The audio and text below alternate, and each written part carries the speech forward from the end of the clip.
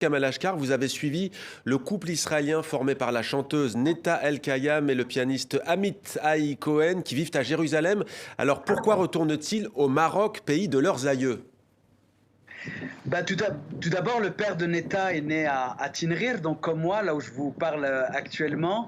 Et Amit, la famille de Amit, du côté de sa mère, est de Tisgui, donc dans le Maroc profond, le bled Amazir du Maroc.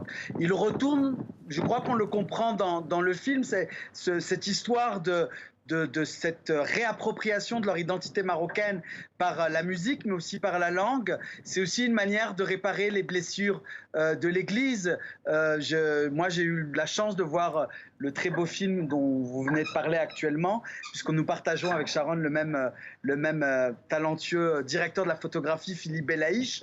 Donc, nos films parlent d'exil, parlent d'identités multiples. Et Netta, c'est aussi une réflexion, Netta et Amit, comme moi, en tant que réalisateur et producteur de ce film, c'est aussi une réflexion sur l'entre-deux identitaire.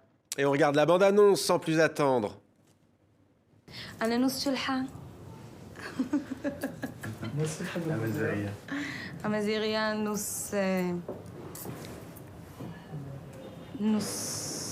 نص شو يعني يهودية مغربية صافي.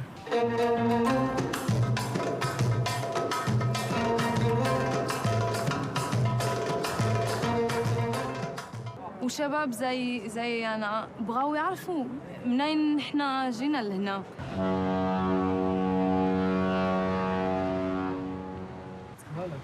احنا عندنا يعني البلاصة اللي عايشين المحل اللي عايشين دابا إسرائيل وعندنا حتى عندنا الأصل ديالنا.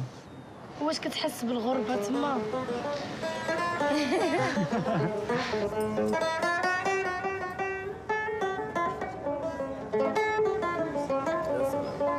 הגבולות והחומות וההפרדות, זה מה שקשה לגרום, שאני לא יכולה לפגוש אנשים בני גילי מהצד השני. خليني معك خليني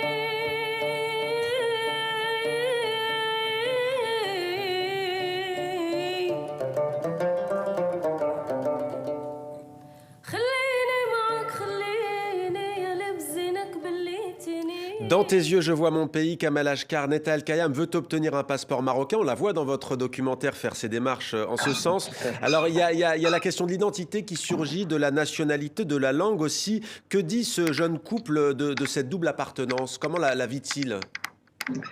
Je pense qu'ils la vivent comme en sublimant aussi, parce que c'est aussi beaucoup de questions, et ça rejoint aussi mes propres interrogations.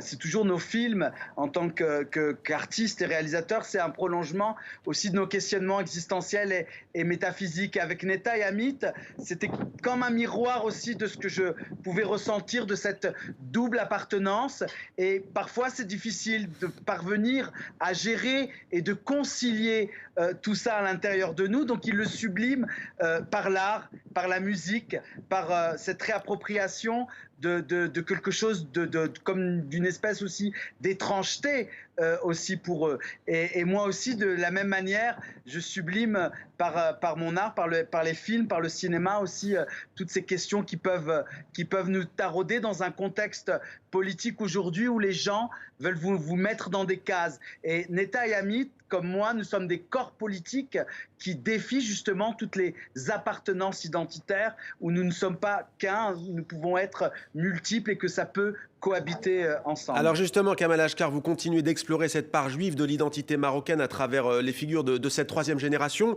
Que change la récente normalisation des relations entre Israël et le Maroc pour vous, pour votre démarche de cinéaste?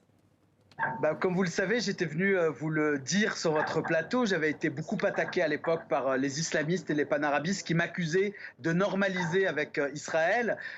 Qu'est-ce que je répondais à l'époque? Moi, je normalise avec les miens, avec les nôtres.